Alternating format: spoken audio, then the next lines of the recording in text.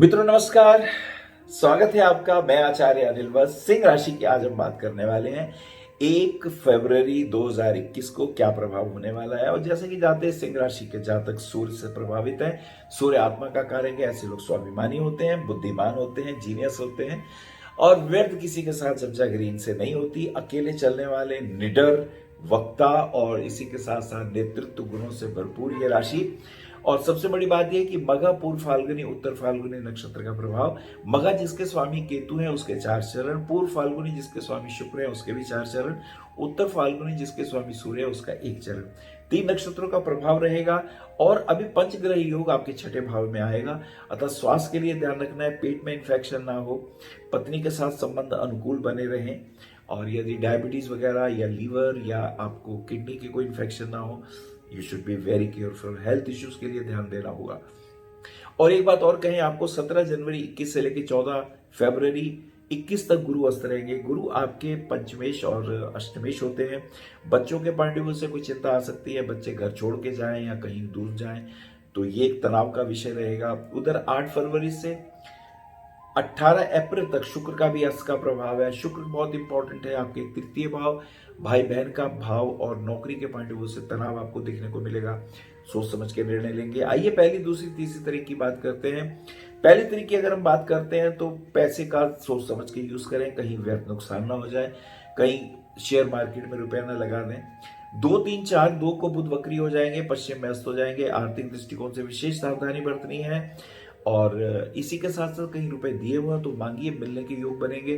3, 4, 5 तीन तरीके अगर हम बात करते हैं तो मित्रों के साथ सहयोग की आशा कम रखें। उनके साथ कुछ व्यापार करते होंगे तो उसमें तनाव आ सकता है। भाई बहनों के काम में दिक्कत आ सकती है। यदि आप वकील हैं, यदि आप आर्टिस्ट हैं, यदि आप इवेंट शो कर रहे हैं तो ये थोड़ी सी समस्याएं, काम में रुकावटें दिखाई देती हैं। 4, 5, 6, 4 को वक्री बुध मकर राशि में आ जाते हैं।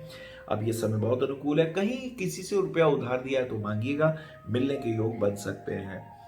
5, 6, 7 5 तरीके अगर हम बात करें तो शुभ है। प्रॉपर्टी के कार्यों में अगर रुपया लगाएंगे तो फायदा होगा। खेल के जगत में लाभ होगा। यदि आप सर्जन हैं तो ऑपरेशन अच्छे होंगे। माँ का स्वास्थ्य जो खराब था वो धीरे धीरे ठीक होता हुआ दिखाई देता है। 6, 7, 8 7 तरीके की स्थितियां देखते हैं। बच्चों के साथ थोड़ा तनाव दिखाई देता है। बच्चे घर छोड़ के जा सकते हैं, देश विदेश की यात्राएं कर सकते हैं। घर से दूरी के भी योग बनेंगे। डिफरेंसेस इतने बढ़ जाएंगे कि परेशानियां हो सकती हैं। अतः आपको बहुत समझदारी से काम लेना होगा। और 8, 9, 10 की बात करें, शुक्र अस्त हो जाएगा। शुक्र जब अस्त होते हैं तो शुक्र आपके 3य भाव और 10म भाव के स्वामी बनते हैं। ऑफिस के कार्यों में तनाव आएगा, जॉब जा भी सकती है। पराक्रम आपका विशेष काम नहीं आएगा। छोटी छोटी बातों पे तनाव दिखाई देता है। पार्टनरशिप के अंदर नुकसान और हानि के योग दिखाई देते हैं। 9, 10, 11 9 को शनि पूर्व में उदय हो जाएंगे। शनि मकर राशि में दिखाई देते हैं। हेल्थ इश्यूज आएंगे, पेट का ध्यान रखिएगा, डायबिटिक ना होइएगा। और इसी के साथ साथ कहीं स्किन इन्फेक्शन ना हो, घुटने में तकलीफ ना हो, ये बातों का बहुत ध्यान रखेंगे। होगा तो डॉक्टर को फौरन दिखाइए। और इसी के साथ साथ हम देखेंगे 11, 12, 13 11 को मौनी अमावस है।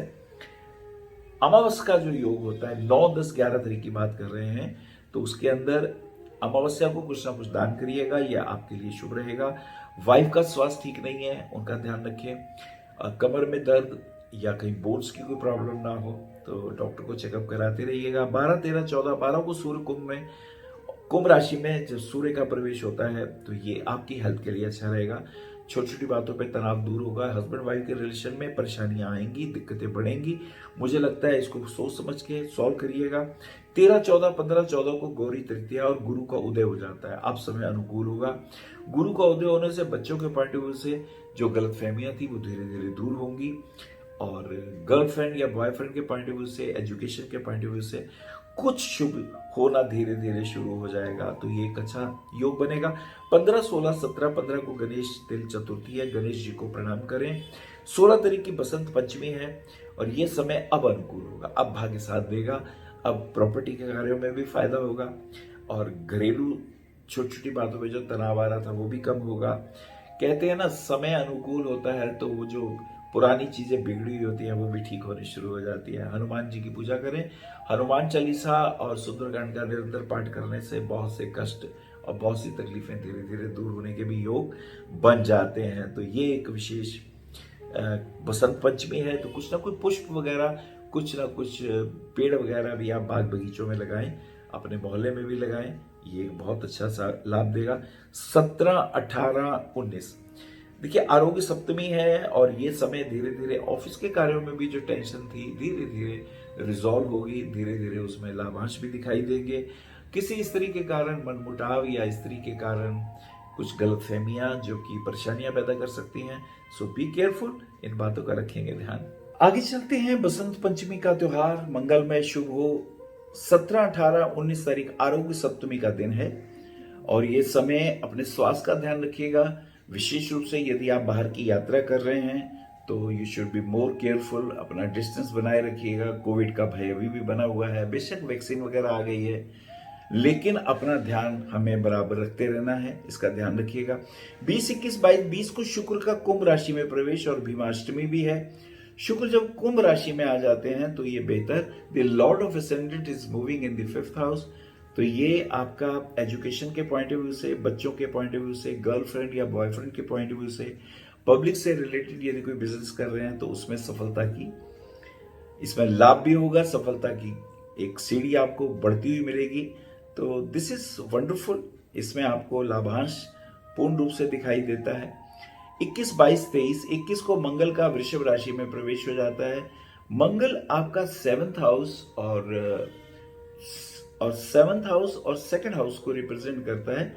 जब ये 8वें भाव में आता है तो फाइनेंशियल क्राइसिस थोड़ी कम होंगी, कहीं से धन प्राप्ति के योग भी आपके लिए बनेंगे, लेकिन इसी के साथ साथ पति पत्नी के रिलेशन में तनाव और छोटी छोटी बातों पे क्रोध और हिंसा, इससे आपको बचना होगा, वरना हानि और नुकसान भी हो सकता है। 23, 24, 25 को 23 को जय एकादशी व्रत, एकादशी का व्रत रखते हुए ओम नमो भगवते वासुदेवाय इसका मंत्र का जाप करें। और 23, 24 को प्रदोष व्रत, भीष्म द्वादशी भी है। ऑफिस के कार्यों में मन लगेगा, पॉजिटिव रिजल्ट आएंगे, रुके हुए काम आगे बढ़ेंगे। किसी महिला मित्र का सहयोग आपके लिए अच्छा रहेगा। गाड़ी वगैरह खरीदने का भी योग बनेगा, कोई वाहन का योग बनाना है तो बना सकते हैं, उसमें लाभ होगा। 25, 26, 27, 25 तरीके से गुरु पुष्य योग 1:17 दोपहर तक है। कोई जप तप करना है, पूजा करनी है तो ये प्रयोग इस गुरु पुष्य में सिद्धिदायक होता है। 26 तरीके से शुक्र का शतभिषा नक्षत्र में प्रवेश हो जाता है और ये समय आय के दृष्टिकोण से शुभ है। कोई विशेष कार्यों में, राजनीतिक कार्यों में विशेष बल और लाभ भी मिलने वाला है। किसी बड़े व्यक्ति से कोई मुलाकात हो सकती है और उन कार्यों में लाभ की संभावना दिखाई देती है। 27, 28, 27 को माघ मास की पूर्णिमा और गुरु रविदास जयंती, गुरु जी को प्रणाम करते हुए। रविदास जी मीराबाई के गुरु भी थे और इसी के साथ साथ माघ मास की पूर्णिमा में कुछ ना कुछ दान करना चाहिए, जप तप करना चाहिए और विशेष रूप से पूर्णिमा वाले दिन सत्यनारायण भगवान की पूजा करने से बहुत से अरिष्ट अनिष्ट दूर हो जाते हैं। और 28 तारीख की स्थिति फिर मांगलिक कार्यों में कुछ खर्चे इत्यादि होंगे। शेयर मार्केट में नुकसान हो सकता है तो बहुत सोच समझ के रुपए का आदान प्रदान करें। 6 सवा 6 रत्ती का पन्ना धारण करने से भाग्य साथ देता है, पिता के स्वास्थ्य अनुकूल होते हैं और नौकरी संबंधी कार्यों में सफलता मिलती है। और जहां तक ओपल की मैंने बात बताई, हेल्थ इश्यूज ठीक होते हैं, यश कीर्ति की प्राप्ति होती है। कहीं रुपया फंसा हुआ है तो उसके भी मिलने के चांसेस बन जाते हैं। नीलम रत्न भी धारण कर सकते हैं, उससे प्रॉपर्टी के कार्यों में फायदा होगा और जनता से संबंधित कार्यों में भी लाभ होगा अगर उसमें कोई रुकावट आ रही है। और कोर्ट कचहरी के मुकदमों में भी जहां डिले हो रहा है उसमें भी आपको लाभांश मिल सकता है। आपके लिए उचित होगा देवी माँ का पाठ करें, दुर्गा सप्तशती का पाठ आपके लिए बहुत अच्छा रहेगा।